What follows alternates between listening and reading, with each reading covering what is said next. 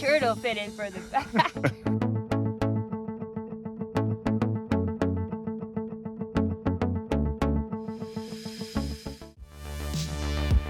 Thanks for tuning in.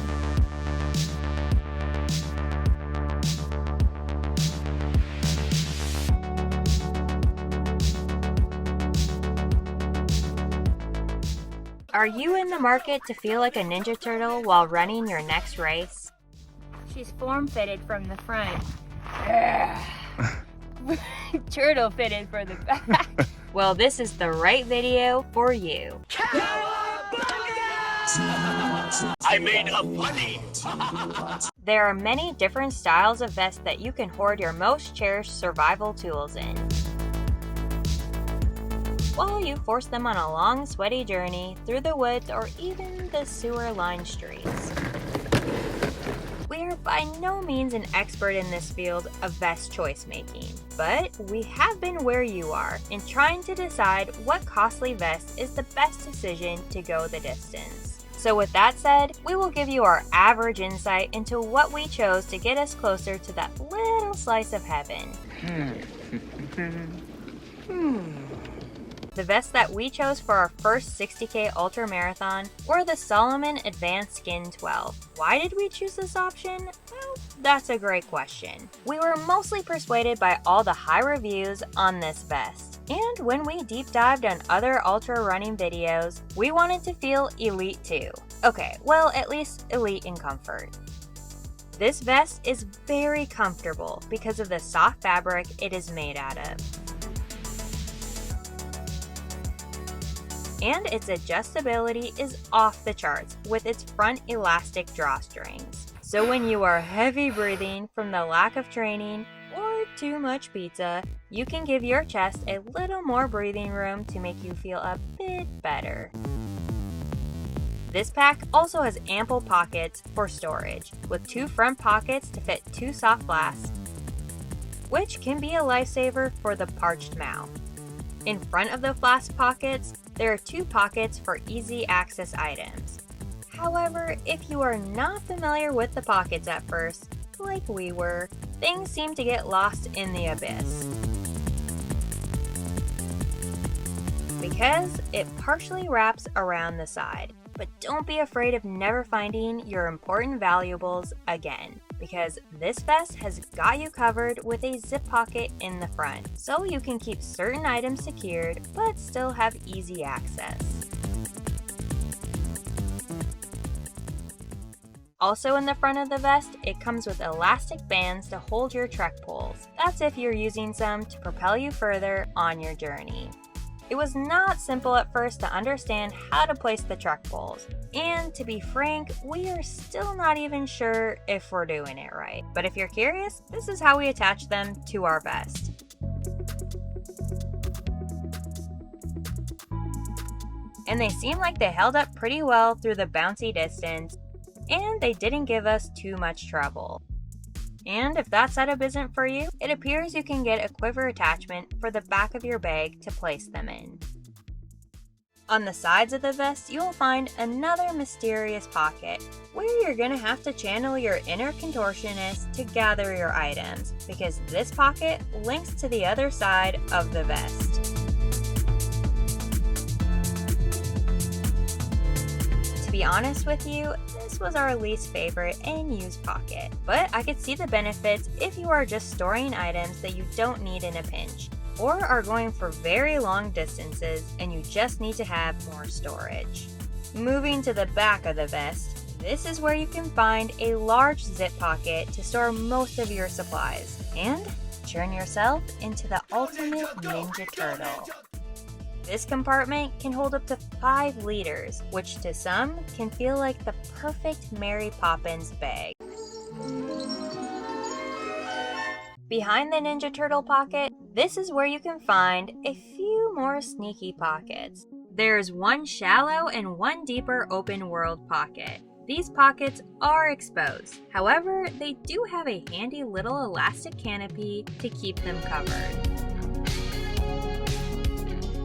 The last pocket is if you're using a 1-liter water bladder, and they were very considerate to think about your water quality.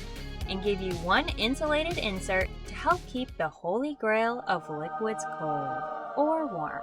Okay, now that we are all familiar with the vest, and you feel ready to conquer the bad guys, race, let's get into the nitty-gritty. When Bryce was choosing his vest, he really only had one issue to look out for, and that was finding the right size, which can be tricky, especially when you are right in between the two size markers. On my side of the vest journey, I had the same issues of trying to choose between the right size, but also getting the right fit, because Salomon has a unisex version and a women's fit. First, let's talk about knowing what size to go with. Bryce was in between a large and an XL, and I was in between a medium and a large. We both decided that it would be better to size up, only because we thought if we wore a jacket or a sweatshirt underneath, it would put us in the larger category. Also in the larger size, the vest is a little longer, and you are able to reach the mysterious side pocket without straining your wrist too much. We also found it was good to size up because when your bag is at full capacity, you may feel a little claustrophobic in a tight vest, and it allows for a little more breathing room.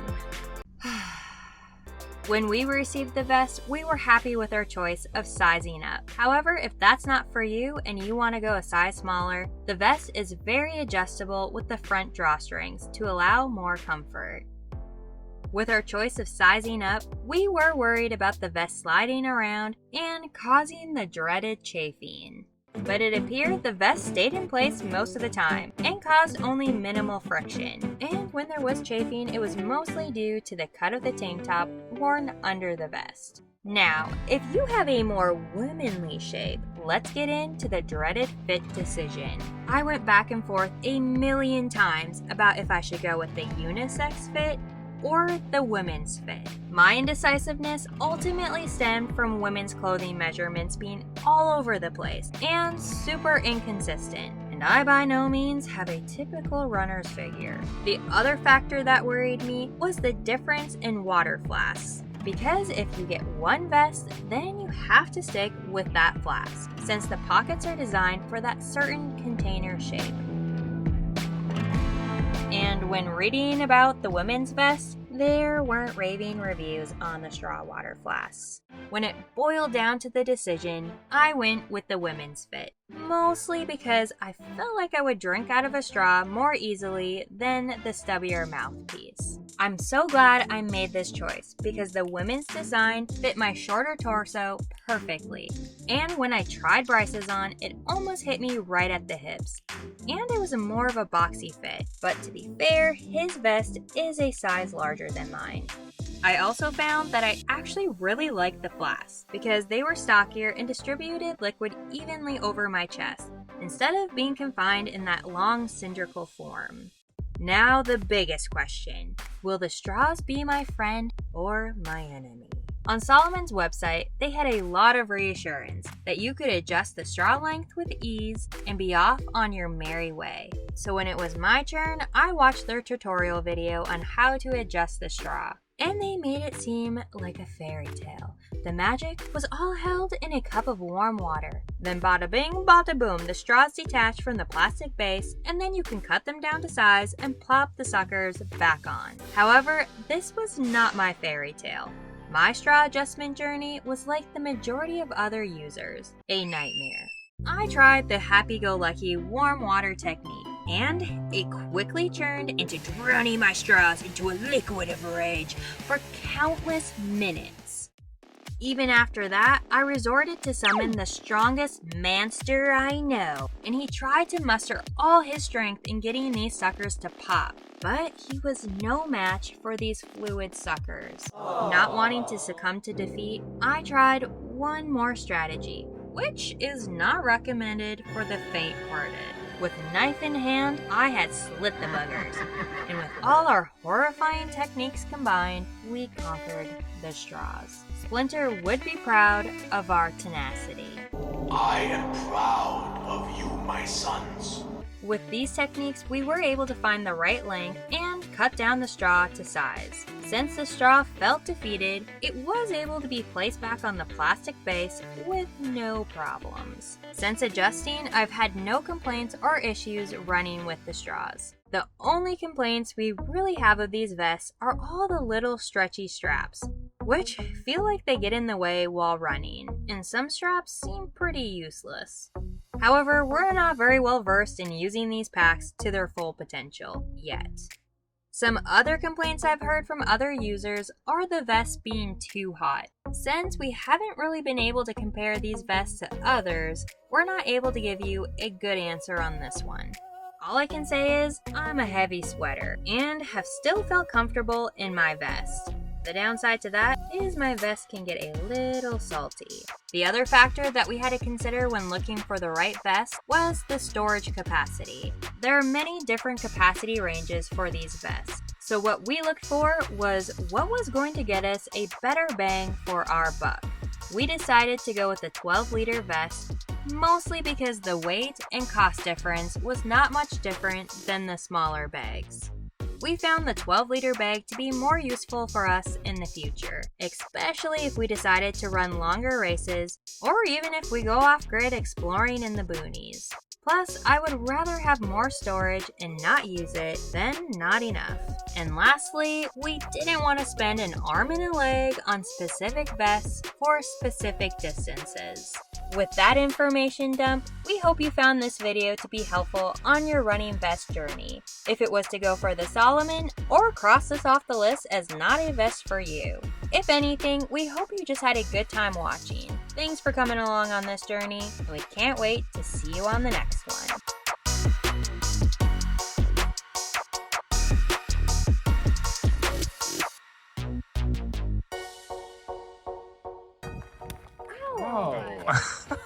A bit lighter. Okay. It All right. was I'm still rolling. Back up. Okay, ready? Okay. And action.